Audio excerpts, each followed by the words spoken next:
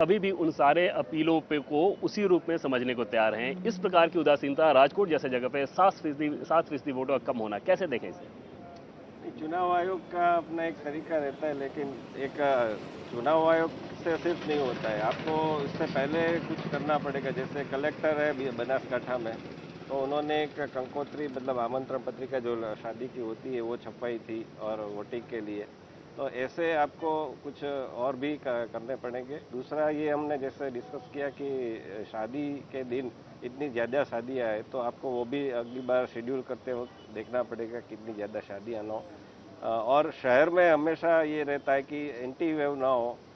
तो एक रहता है कि वोटिंग कम ही होता है। जैसे पिछली बार मैं याद कर रहा था उपचुनाव में, तो अमराईवाड़ी निर्णय जी को याद होगा कि अमराईवाड़ी में बहुत ही कम हुआ था और ऐसा लग रहा था कि ये सीट बीजेपी से जाएगी, लेकिन बीजेपी को मिली। तो ये भी एक बात है कि कम वोटिंग होता है तो भी बीजेपी। और राधनपुर में आप देखिए, उस समय राधनपुर में अल्पेश ठाकुर हार गए थे। तो ये भी एक चुनाव आयोग को भी देखना पड़ेगा और पार्टीज को भी देखना पड़ेगा। पार्टीज डिबेट वगैरह में या फिर अपनी रैलियां में जो भी तू मैं करती है।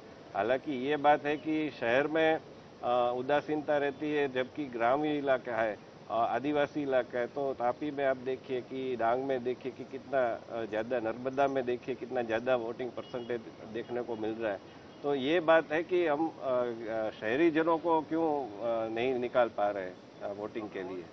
जी हाँ, निश्चित तौर पर। और सबसे बड़ा सवाल यही रहेगा न सिर्फ चुनाव आयोग के लिए बल्कि उन